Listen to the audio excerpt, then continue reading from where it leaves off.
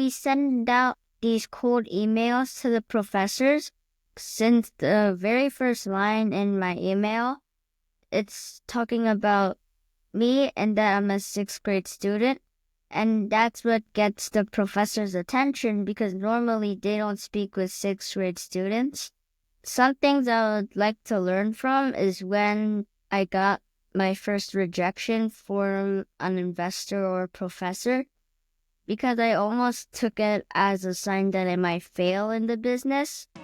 Welcome to Future Titans, where we spotlight remarkable middle and high school entrepreneurs building real businesses that solve real problems. Every founder we speak to has received a $1,000 Formidable Fellowship grant. It's not equity, it's not debt, just a bit of inspiration capital to say keep doing what you're doing. If you're a student entrepreneur, we'd love to support you too. Just visit formidablefellowship.org to apply for a grant. It takes less than 5 minutes. And if you believe in empowering young builders, consider supporting our mission. All contributions are tax deductible. Now on to the conversation. All right. Hey, everybody. So today we have half of a formidable duo.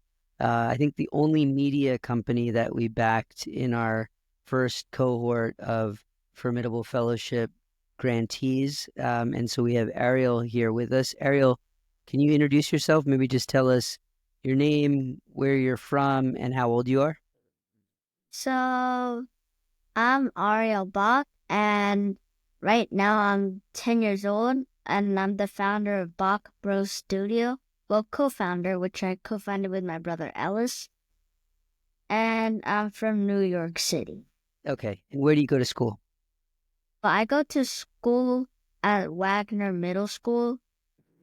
Okay, awesome. So tell us a little bit about what does Bach Brothers Studio do? So Bach Bros Studio is an educational media and technology company where we provide the access and the application of these complex research findings to the general public. And then we do this by getting these kids to interview these prominent professors from all around the world in our studio so that the professors can explain their complex research in a much simpler way so that the kids can understand. Okay, I love this idea. So the first time we talked to it, I fell in love with this idea because there's these really interesting things that happen at universities, and then they're kind of, they're hidden because they're so complex, right? And so what you do is you go, or you or other young people will go interview them and ask professors or researchers to simplify what they're doing and explain it in sort of everyday language. Is that right? Yes. Okay, great. And so let's go back to the beginning. I'm curious, how did you even come up with this idea? Because it's like it makes so much sense, and I'm surprised nobody's done it before. But yeah, where did you even come up with the idea to start trying this? So we got the idea of starting the business when my father came back home from his classes at Harvard. And then I wanted to know what he learned there. So I asked him about what he learned, but unfortunately the answer was a little too sophisticated and perplexing for me to understand. So then that's when I came up with the idea saying, oh, why don't I ask the professors that taught my father himself? Because the professors, they have a much better idea of what the research is about.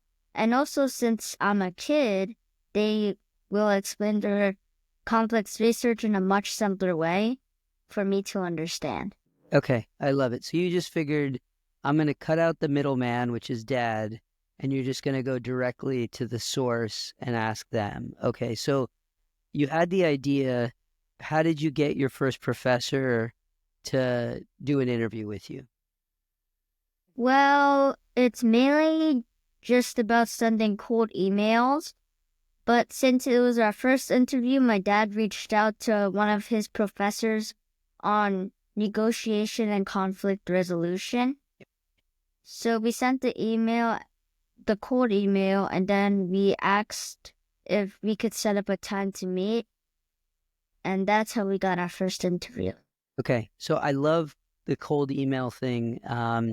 So I'm curious, how many of these would you, if you had to estimate, how many cold emails have you sent since you started the company?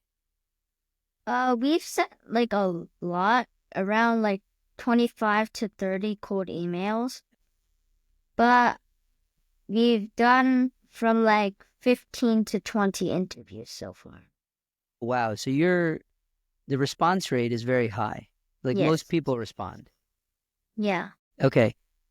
I think everybody who's in sales who just heard that response rate is going to be very jealous. So, Ariel, how do you get these interviews lined up? Like, what's your process? So we send out these cold emails to the professors, but what gets the professor's attention is that, well, since the very first line in my email, it's talking about me and that I'm a sixth grade student. And that's what gets the professor's attention because normally they don't speak with sixth grade students. And they're going to be like, oh, what does this sixth grade student have in mind with me? And that's what catches the attention. Okay, perfect. All right. So, I think like what Ariel's hitting on here is really important, which is uh, you have to be memorable, right? And so he's hitting that in the first line, which is, yeah, he hit it on the head. Like these professors are not used to hearing from sixth grade students, right? And then, Ariel, in addition to that, do you customize it in any way, maybe based on their research or their area of focus? Well, we already know what their specific subject or department that they work in since we send it out to the professors on a certain topic. But we also send out these emails to all the professors in that one topic when we go to a university's website if we are thinking about going to a certain subject that we want to speak about.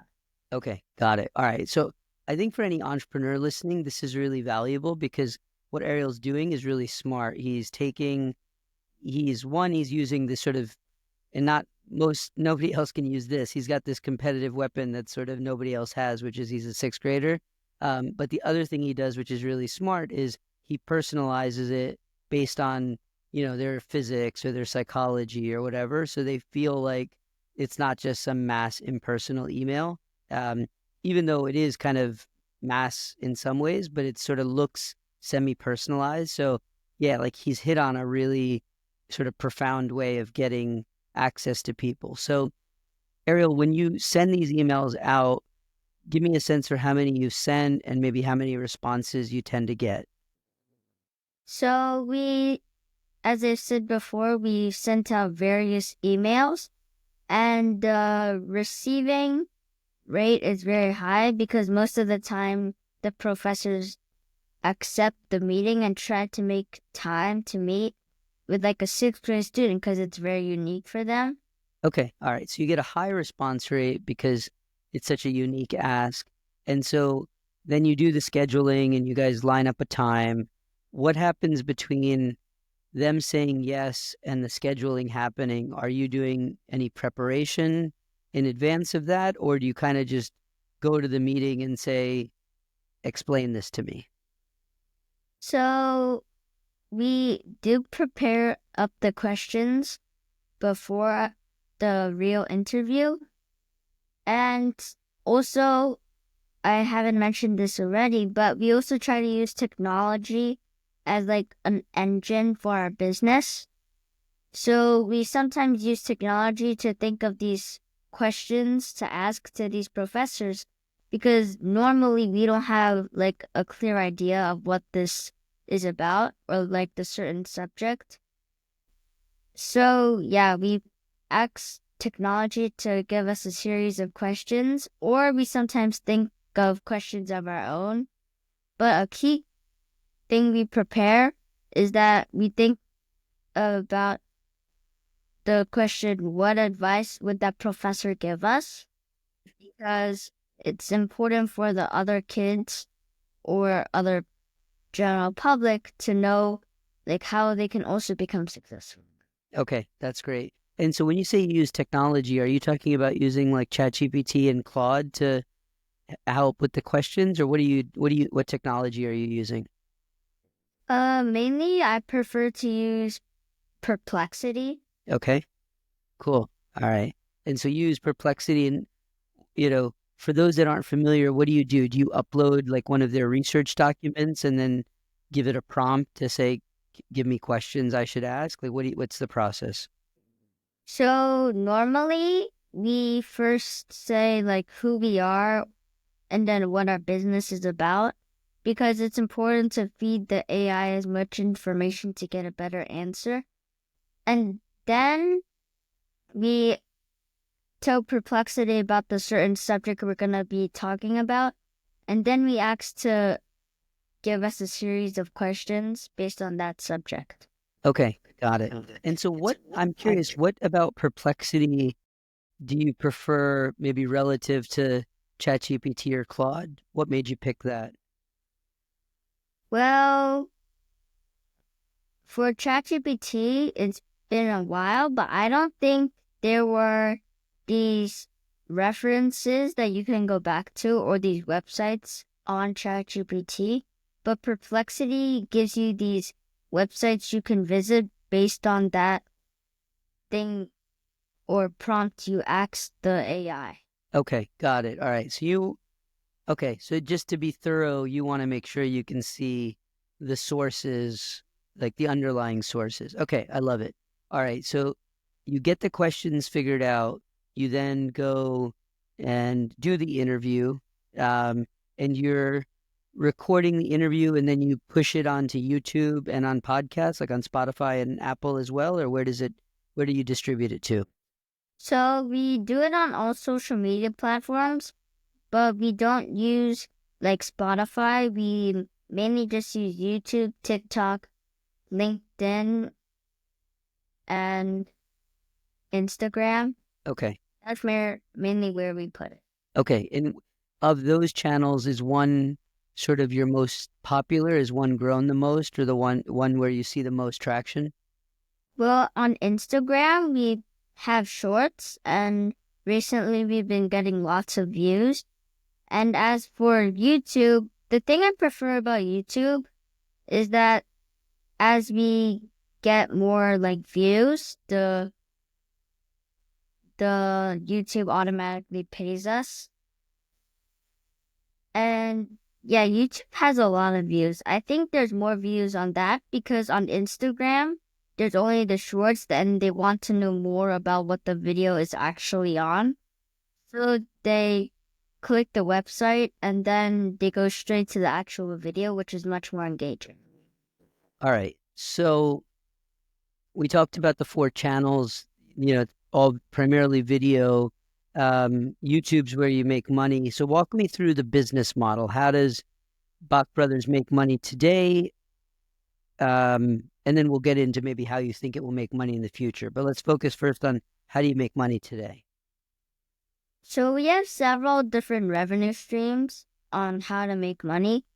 A key one that I've already mentioned is the social media platforms, where if they get a lot of views on that social media platform, the company's platform automatically pays us the money. Mm-hmm. Another key revenue stream is corporate sponsorship, is when we reach out to these other companies with a product that is relevant to one of our upcoming topics for our business. And then that company will pay us money to be sponsored onto one of our episodes. Is there an example of a corporate sponsorship maybe that you've done or one that you would love to do? So there has been some sponsorship emails for medical, but we haven't done like an actual video yet with the sponsorship. Okay, got it. And I think early in the conversation, you mentioned that you and your brother do the interviews, but other young people can also do the interviews. So walk me through how does that work? So on our website, you can press a button on the top that says kids. On that, there's an application form for the kids. from ages 9 to 12.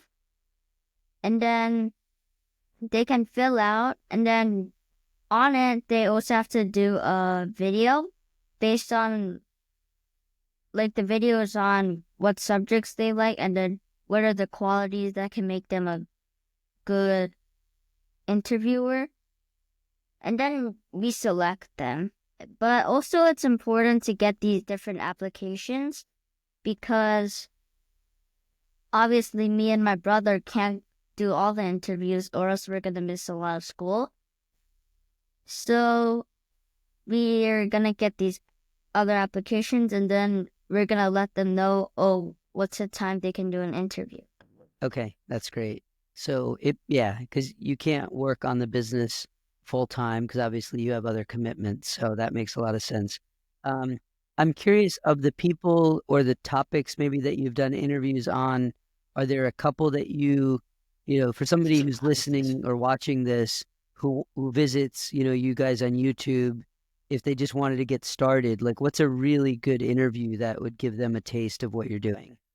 So a good one would be one with Professor Michael Horn at the Harvard Graduate School of Education.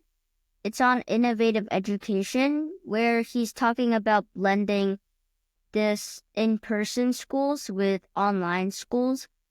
For the in-person schools, the in-person schools are for like social interaction skills and getting to meet each other in person.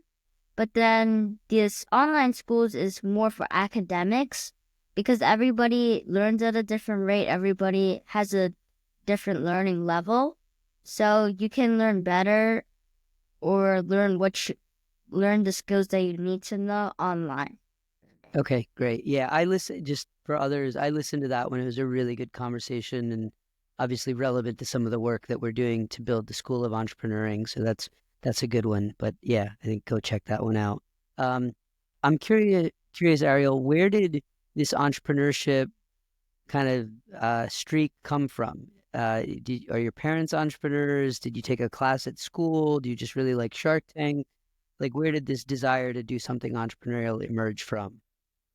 Well, I wanted to do entrepreneurship once I realized the problems in the world. Like the professors and researchers spend so much time like publishing papers or their research, but it's either not known or nobody can read it because it's too sophisticated. And also, yeah, that is one reason why I wanted to do entrepreneurship. But also my dad is an entrepreneur and he's the co-founder for the Bach Family Foundation. Got it. Okay. All right. So you have an entrepreneurial dad, and then you just saw a problem that you wanted to solve. Okay, great. And so where do you think you're going to take the business? If you could kind of draw up the ideal of where the business is going to be in a few years, like what's the dream? So we're thinking of putting one studio in every single city because in every city there's going to be a professor and there's also going to be a kid. So that is like we're going to be setting up these different places around the world. And I'm also thinking of publishing a paper on like it's all these kids should learn how to use technology to benefit in their aspiration or their goal. Because technology can really give you a boost in what you really want to go for. Yeah, absolutely. Yeah. You guys are living in a unbelievable time, especially with AI, and great that you're already experimenting with it a bit, which is phenomenal. Sounds like your father has been, but have there been any other specific people who've been helpful or supportive as you've built the business? Like, anybody else that you'd mention? Well, there's not really anyone that helps assist, but there's also a lot of people that help spread the word about the business. And someone that I sort of look up to would be like someone very entrepreneurial, like Elon Musk, for example, because he is very into entrepreneurship because he's created several companies and have become successful in all of them. So I really want to become like that and then go towards my real goal. So, Ariel, in terms of, is this the first business you've started, or did you ever try anything else? You ever try to, sell candy bars or do anything else? I've never done anything like a business before, but I am liking the experience of being an entrepreneur. Okay, nice, good, good. Well, I'm sure there's many big things in store. Um, you mentioned Elon Musk. I'm curious, what about him in particular do you find inspirational or that you admire? Well, he has been creating several different things like SpaceX where he's trying to make a rocket that won't detach and like cyber trucks to like electrical cars. I'm liking how he can do all these things and then still maintain all of it, which is something that I also want to be capable of. Okay, so let's talk a little bit about school. Um, what from school has been helpful in building and operating your business? What skills or what things have you learned at school that have been helpful in building up Bach Brothers? Academically, school is not very beneficial, but socially, it is sort of helping and improving my public speaking skills because that is something that I definitely would like to work on because sometimes I get really nervous when I'm trying to do public speaking. Okay, well, you sound like a pro here, so clearly they're doing a good job there. What do you wish maybe they taught more about in school that you think would be valuable for your business? Is there any topics or subjects or just, strategies that you think that would be helpful if they taught in school? Well, there's not a certain topic I'm looking forward to that they teach, but I would like them to use more technology in the learning because, as I said before, everybody's at a different learning level and learning pace. So I really want to be able to learn something that I can improve from, not just things that I've already known. Okay, got it. Yeah, I think that's like a big topic right now is sort of personalized education so that Ariel can move at his speed and everybody else can move at their pace. So I think that's certainly been difficult. Hopefully with AI, it seems like it's a lot more feasible. Um, I think for somebody listening to this, they're going to sort of hear this great story of you got a first professor interview and then you're getting an amazing response rate and then lining up all these others. I'm curious if you look back, has there been a big mistake you've made so far? And what did you learn from that mistake? Well, there hasn't been like a major mistake that has been, but some things I would like to learn from is when I got my first rejection from an investor or professor because I almost took it as a sign that I might fail in the business. But then another thing is that I always kept the growth mindset and grit to always find ways to improve, and then that's how I got the quicker response rate for the meeting with professors. Okay, yeah, that's great. And so now, now when you do get a rejection, does it sort of sting less? You're like a little bit more, it doesn't affect you as much? No, because I've learned that if you always have a growth mindset and grit, you should be able to keep going. Okay, that's great. That's great. And have you had any challenges sort of balancing being a student and a founder of a business? A challenge is that school takes up a lot of the time in my day. Hmm. And I just wish that school would take up like less time, which I think would be more beneficial. Yeah. Okay, okay. Um, so if you could wave a magic wand and get advice from anybody, uh, to help grow your business, what would who would you want to speak with? And then maybe what would you want to ask them? Well, as I said before, Elon Musk is like a great model. He can be very successful. I would think is that how do you maintain several businesses at the same time and then keep it constantly going? Because as I said before, school and the business, it's kind of hard to juggle. So I want to learn how to maintain all that. Okay. Yep. It's great. I'm curious, what did you do or what are you going to do with the Formidable Fellowship grant to grow the business? Where are you investing it? So we're going to use it mainly for equipment because I don't believe it's enough to buy the space. Definitely for the equipment because we need more like better tools. Right now we just use tripods and like phone. So we need better equipment. So that's what I'm going to use it on. And if I have leftovers, then I'm going to also put that into my savings for either hiring people or buying the studio.